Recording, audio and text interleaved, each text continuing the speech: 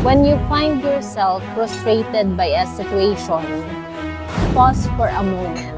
Instead of letting your emotions take over, ask God, Lord, what are you trying to teach me through this situation?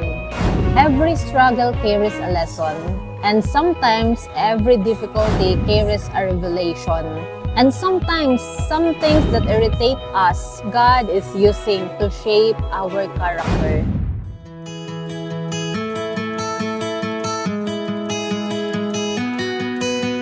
Hello everyone, welcome to Kairos Moment. So right now we're still here in Singapore and we are just waiting because at 6 p.m. we will have our meeting. So we're just having our snack and we praise God for the good weather. Sobrang mainit pa dito pero salamat sa Diyos sa mabuting panahon as well as sa good health. Now, for this episode, let's talk about, are you frustrated or disappointed with your situation or the people around you? So, don't rush to anger. And disappointment often becomes divine appointment when we ask the Lord, God, what are you trying to teach me through this situation? Kasi minsan, mabilis tayong mag-react instead na mag-respond sa nangyayari sa atin. Especially if what is happening is against or opposite to what we are expecting. Just like what had happened to me this morning.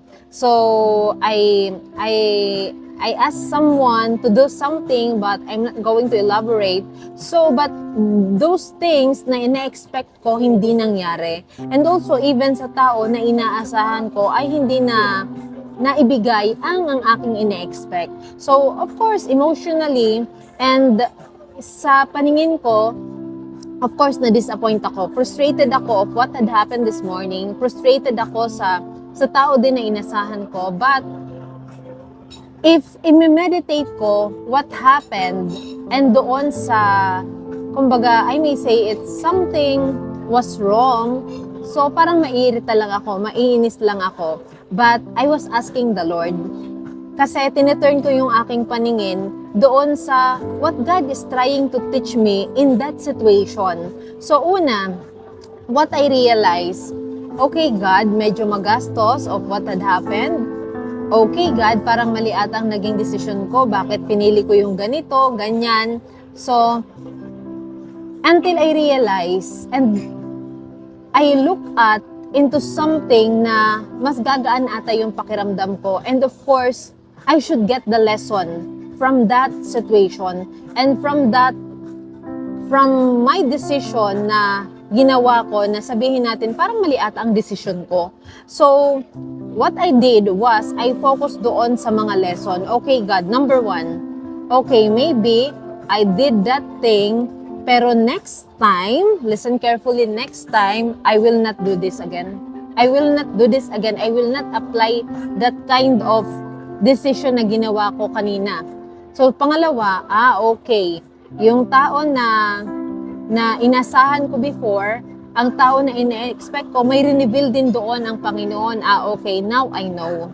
So, there was a revelation, at the same time, a lesson na ina-expect natin na parang ang pangit na nangyayari. Pero in Romans chapter 8, verse 28, all things work together for good to those who love the Lord. Because sometimes, in that situation, God is trying to speak through that moment, that difficult na pangyayari sa ating buhay. So, we must be sensitive sa leading ng Holy Spirit. We must be sensitive to what the Lord is telling us. Kasi may message at may message dyan.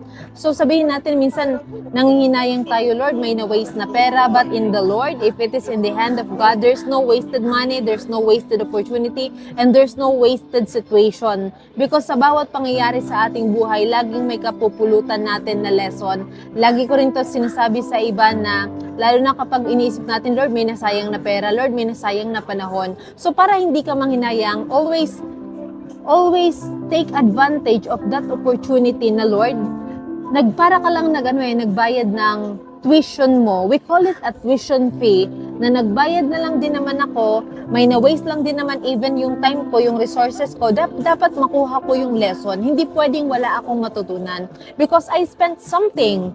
I spent money, I spent time for that.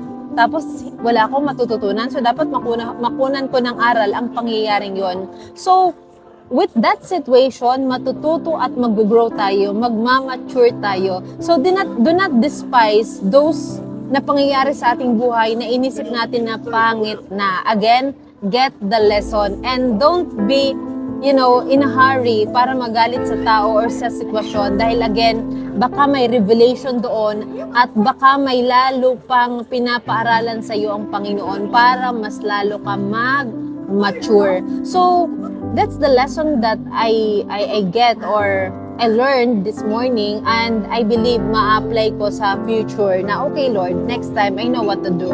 And next time I know also how to approach this person. I know how to approach that kind of situation.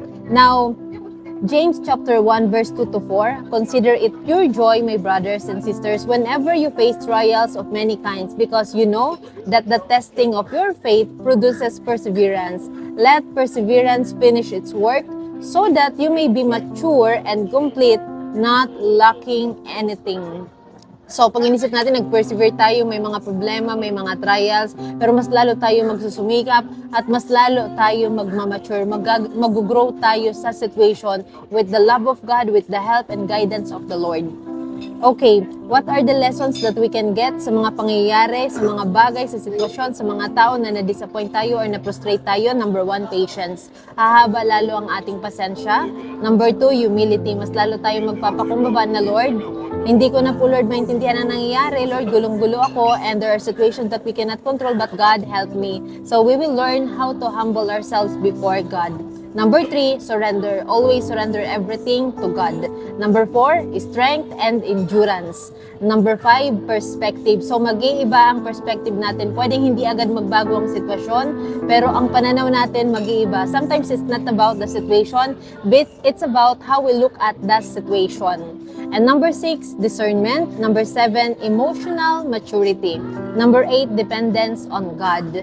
So, hindi tayo laging magde-depend sa ating kakayahan, sa ating karanasan, but always be dependent on God. Number 9, gratitude. And lastly, preparation for the next season. So, again, walang sayang sa kamay ng Panginoon. Lahat ay laging profitable, lahat magpo-prosper. And again, all things work together for good to those who love the Lord. So, thank you and God bless.